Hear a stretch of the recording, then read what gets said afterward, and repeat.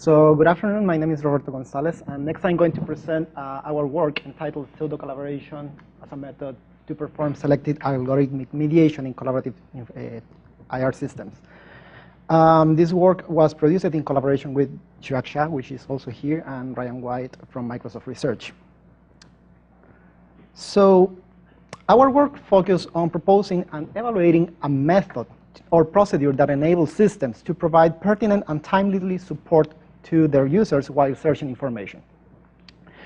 Now, within HCIR, collaborative information retrieval, we find different approaches for aiding the search process of individuals. The support provided by system could be classified, for example, in two different categories. For example, we have a system that are algorithmic mediated, and we also have a mediation through user interfaces. There are differences between both of them. So for example, in system or algorithmic mediation, users or the control lies on the system with less or not control at all for the users about what is going on in the collaboration process. Like recommendation system, we get recommendations, but we don't have control over that. On the other hand, we have user or user interface mediation, in which you have user interfaces in which you get some support to collaborate with others. However, it has been found that people not use that much these filters. So we have all the control, but we don't use that much this filter. So we want to fill in the gap. So try to generate something that allows users to have control, but at the same time provide a system with filters to help the users during the search process. Now, in both cases, for users and system, it is normally assumed that system or interfaces that support the search process normally help users.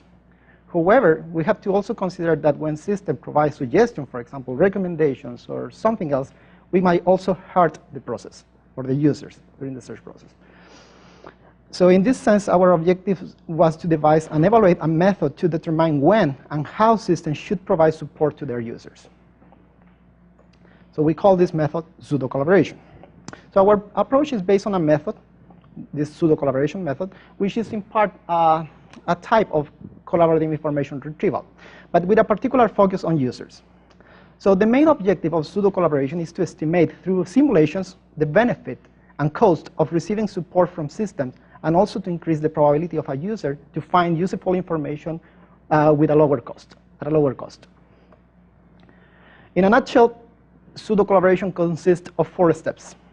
So let me explain you these steps through a very simple example. So here I'm going to introduce you user A, user B, and C. And first of all, user B and C worked a few time ago, like user B 1 week ago and user C 2 weeks ago or 1 month ago, doesn't matter that. And they were searching information about places to visit in Paris, for example. Recommendations, places to visit over there. And now we have user A who started searching information about the same topic. Okay. Recommendation system might produce certain suggestions to the users while searching information, while typing queries. But what we want to do is something slightly different. So pseudo-collaboration works as follows. In the first step, the system basically tries to identify users from previous search sessions that performed a similar or identical search that they had, a similar information need. So in this case, for example, our method would find that user A have a similar information need compared to user B and C.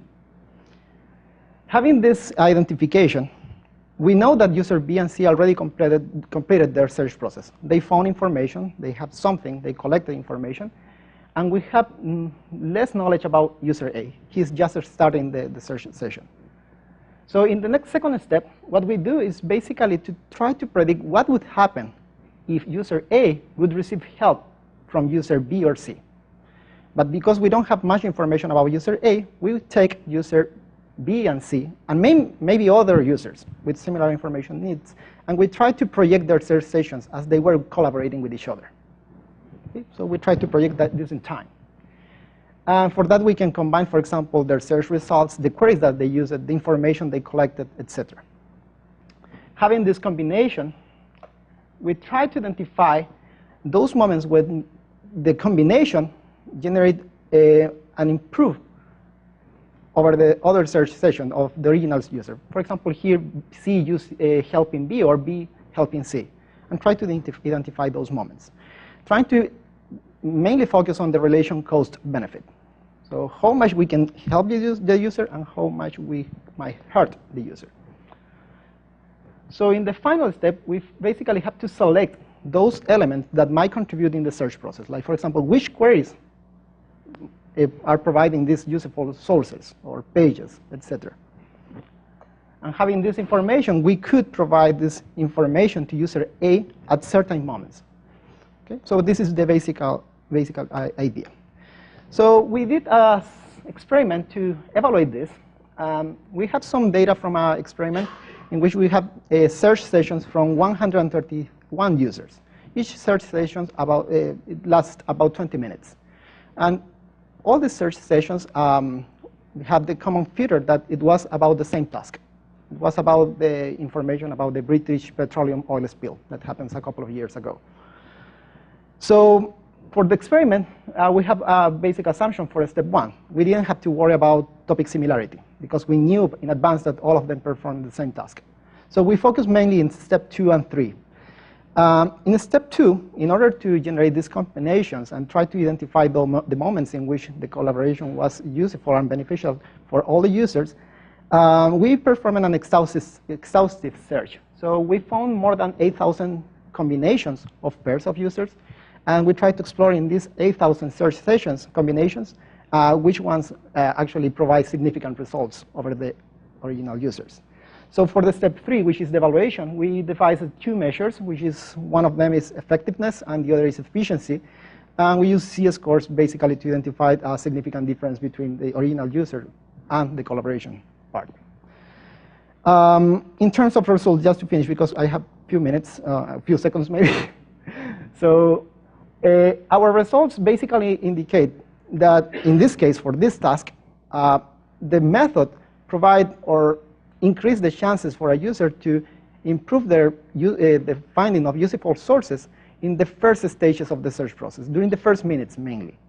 And as the search process advances in later stages, pseudo-collaboration doesn't provide a high probability of the user to improve the searches and findings. And we suspect that that might be related because in later stages, you get a clear focus on more specific search strategies. Rather than in the beginning, you have a lot of uncertainty. You don't know exactly what you want to look for, etc. So if you want to know more about the details about this study results, please come and check my poster, and I will be happy to share the details and results. Thank you.